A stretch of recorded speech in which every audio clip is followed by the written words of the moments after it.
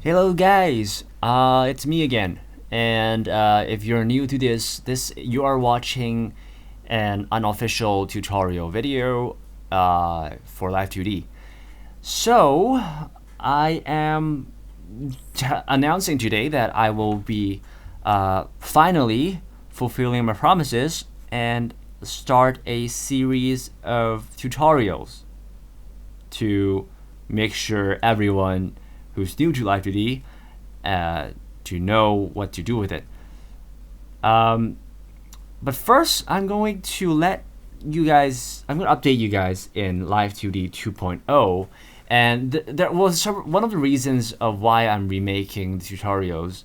If you haven't watched the old one, don't, because they're outdated and they're poorly done, and I feel bad about putting them on the internet. But anyhow, outdated is a major reason because currently we are Live2D is at 2.0, and all the videos in the past were based on 1.0. Now, actually, what you're looking at right now, you see the corner over here. This is actually the Cubism 2.1 public beta, and I've been giving it a try, but it's not that ready yet. So I wouldn't recommend anyone to start learning through this. So we will be basing the tutorial on 2.0.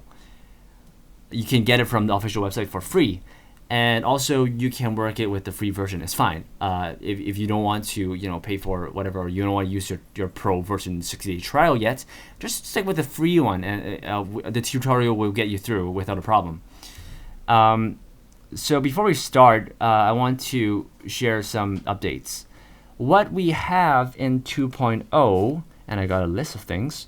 First of all, they have a Photoshop plugin script.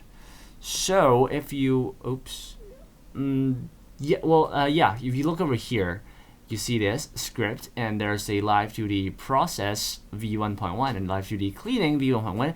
Live2D has released a sort of plugin script for Photoshop where it does something really awesome. So in the past, preparing a material, you need to first draw your object, and then you need to cut it up.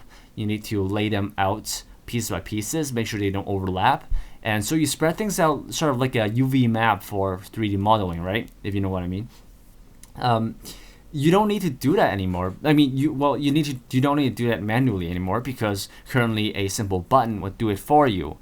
So after you've drawn your character properly and you press the button, and supposedly it will analyze your file and make out the map itself. They'll also throw in the vertices for you. So vertices, I mean like these white dots here that controls the polygon and stuff. These are already well done when you toss it in. In fact, what you're seeing right now, this piece of mess, is actually done with that script. What I did was I drew my character the usual way where I draw stuff, right? And there's going to be a layer of line art, a layer of color, and all that. And then I just press a script button to give it a test, and I toss it inside. And it turns out like this. It automatically put everything in place. The problem is that you see a lot of color leaking over here. I'm suspecting that the reason for being so is because I used masking and screen effects. I'm seeing that those screen effects didn't transfer over properly, and also masking obviously is not translating well. So there are some tricks. There are some restrictions and constraints. You have to draw the way Live2D wants you to draw in order to use the script properly. So we will go through that. I'm not so sure yet, but I haven't confirmed every detail yet, but I'll figure it out before I start the lessons. So there, it's not that simple, but there's a way to save a lot of workload. I mean, if you can work it out, it does save a lot of workload. I would say around 30 or 40% of time that it used to be for preparing material and stuff.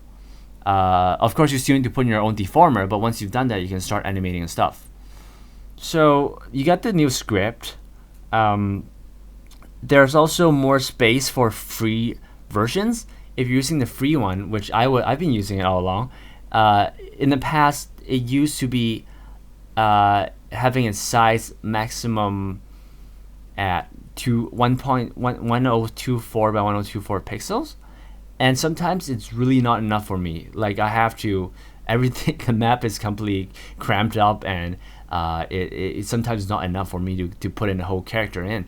So currently it is upgraded up to, it is uncapped, and up to 2048 by 2048, and that is really a lot. Also, they also allow you to use up to 50 deformers in one project. It used to be 30, but now it's 50. I've also, in the past, I've also ran into running out of deformers, and that was a pretty sad ending. But currently they have a maximum of 50, and that should be plenty. And also, deformers are more powerful nowadays. They have this reflect tool, and you can imagine what it does. There's also a duplication function, so you can duplicate a whole deformer. What it does, it doesn't just duplicate that deformer. Anything, all the child objects under the hierarchy of that deformer, so anything that is controlled by the deformer, will be copied over to the new one, to the new piece, including all the parameters. All right, so it should cut a lot of time. Immediately you could think, whoa, would this save a lot of time by making the eyes? So if I'm done one eye, I just flip it over and do the other eye. Yes and no, because I've given it a test, right? It is not that direct. It's not as simple. Yes, it copies over. The thing is, they are sharing the same parameters, and eyes shouldn't be using the same parameters. There's one for left eye, there's one for right eye, and left eyelid, right eyelid, and all that. And so it's not that, it's not exactly simple as pressing a button, but we'll get to that because I figured out how to do it. There's a little bit of trick. So there, these power up does give you a time saving option, but there is some tricks to it. Other than that, the deformers currently have a transparency function where you can, if you want to say like make this eye invisible for a little bit or half transparent for a while, right? And now you have to go through the eyeball, the eyelid, the that lower eyelid, the eye white, and all that, and every single layer to tune down the opacity. But instead of that, you can just select the whole deformer, and anything under the hierarchy would be controlled by the deformer's opacity. So that's pretty awesome. And there's also free scaling. I haven't looked into this one, but what it's suggesting that it can do is that it can make more dynamic z-axis movements. So leaning forward to the camera, leaning backwards away from the camera. These are new things they try to throw in. I've seen them demonstrating in the official examples. So this is probably what it's for. And then they also took away the constraint where child deformers cannot be larger, cannot break beyond the border of the parent deformer, and that is major sucky when I first played with Live2D, because I didn't know why things weren't working, and apparently the child deformers just cannot be bigger or beyond the border of the parent object, parent deformer, and that's, I don't know why, but nowadays they fixed it, so that's pretty awesome. I guess you can even have a child deformer over here when the parent's over here. That's fine. You can be creative and play around with things. And that's about for that. Yeah, those are pretty much the updated things in Live2D 2.0. Expecting more to be in 2.1, but that's good for now. And what I want to talk for the remaining of the video is an introduction to the courses. So an overview to the courses. So first, I'm going to make a starter course for starters, for beginners who are new to Live2D completely and haven't seen my past videos. That's fine, because this episode there's going to be one episode course, and it should be covering everything I taught in past. It will be an introduction to the basic functions. You'll know the whole logics behind Live2D and also the workflow and some basic tips and tricks and hints and all that. So it's going to be one episode thing, But after that, you can jump right into the intermediate course where I will be, it will be many episodes, one topic per episode, and I will demonstrate step by step from prepping the material texture all the way to make it animated and be seen animated in Live2D Viewer. So you will see your own character moving around, breathing, doing idle movements, eye blinking, and also do lip sync. So you'll see all that if you follow through the course.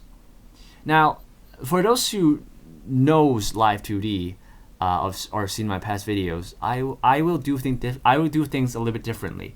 I may avoid the shortest routes to completion for refinement and scalability purposes. Now, what I mean is that some of the ways to make things, to work with certain parts, where I do in the past where it's logical and direct, right? I will take extra steps to make things a little bit more complicated.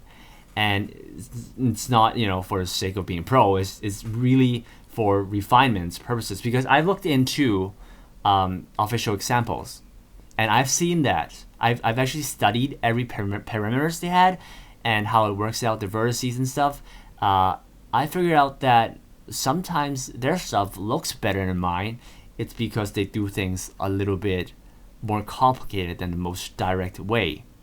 So if you follow that method, suppose things would be look a bit more refined, and it's going to be scalable and more flexible. And by that I mean, it's probably for expansion of. For one thing, you can if you've done the parameters and deformers more properly, right? You can transfer all the animations and all the things you've done in one project to another project with just implementing new materials, and everything will work out the same. So transferring the Live2D's inner core juice into the new material that you have, for that purposes, you want to have things done properly and more standardized. That's one thing. And also, they're preparing, Live2D, they're developing a new tool called Euclid. If you know what it is, look it up on YouTube. Having a quick look, you will know what it is.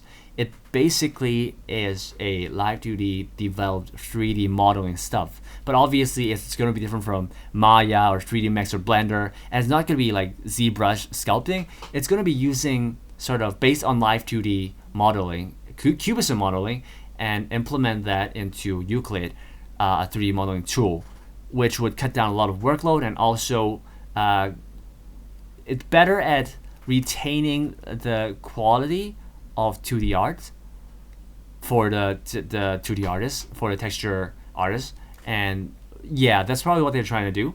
I don't know yet, because I don't know for sure, because there's really limited information out there, and it's also in rapid development, so everything is bound to change.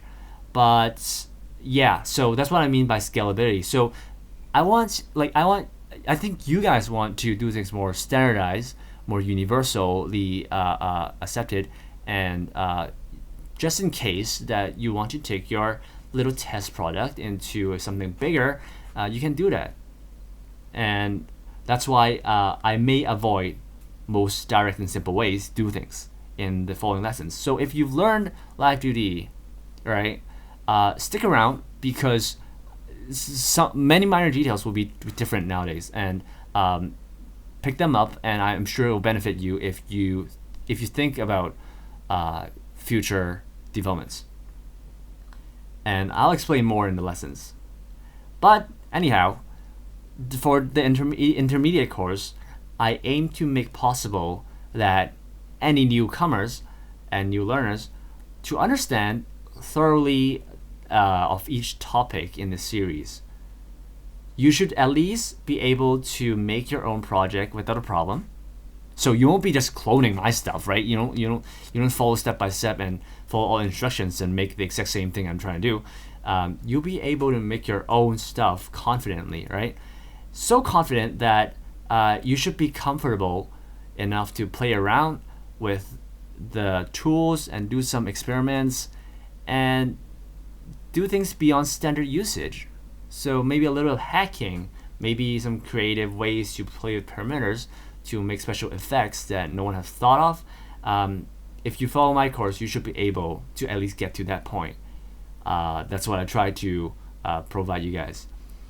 And in other words, you know what you're doing.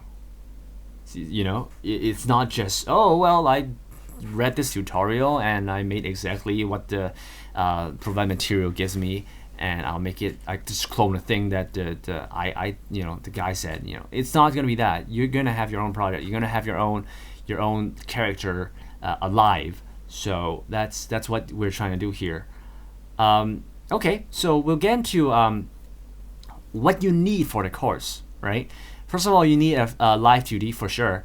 You need Live2D Cubism, and if you download Live2D Cubism, it comes along with animator and actually it's called Live2D Cubism Modeler. Modeler is the one you're looking right now. Is what you need. What we're mainly working on.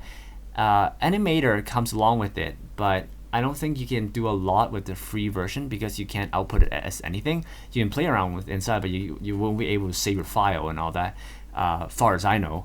But yeah, we probably won't get into animator. It will come by anyways, so just keep it around, it's fine. But Live2D Viewer, it's a little bit more. Live2D Viewer, it's a very light software where you can get your character to move around and do gestures, do motions and expressions, and also do lip sync. That will be your final stop. So that one is important too.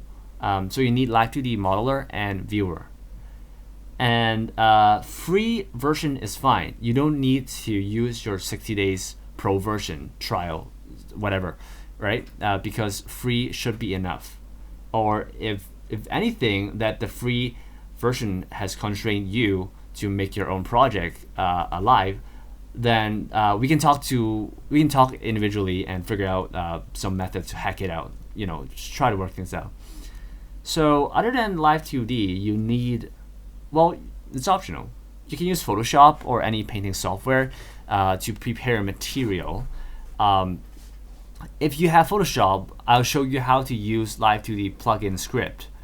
But otherwise, you can still use other software like SciPaint tool, SciPaint tool and ClipArt Studio, and whatever's out there for drawing. Long as they can make layers and they can export as JPEG, that's fine.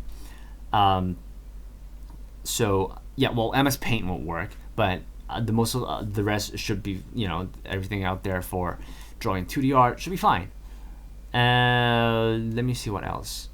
Mouse is fine. So if you don't have a drawing tablet, use mouse. I'll be using mouse too, and I always use mouse for doing Live2D. So mouse is fine. Don't worry about the tablet if you don't. And for material wise, you can prep your own material. If you're an artist, you can prep your own material and follow along. But otherwise, I will share my material in each demo in the links below. Feel free to download and follow along, or use it for your own project if you find suitable. Long as it's non-commercial, and if you want to publish your work, just put me in the credits or whatever. Those stuff. And also, please have some patience. I'm not the most experienced digital tutor, and especially if you're good at Live2D or learning this Live2D thing, because I have to make sure that other people, the rest also follow up with the lessons. So have some patience. That's about it. That's it's not much. I may do an extra lesson on how to take a compiled JPEG and make it into a functional material texture. So if you like a certain anime or manga, take a screenshot of or take a JPEG file in, and I will figure out. I'll let you know some simple ways to turn that into a material that you can use for Live2D. and you can make it animated. All right, so that's I can do that. I've done it in past. So this is for those who don't draw or don't have a tablet to draw. Even with the mouse, you can do this. And I've done it once.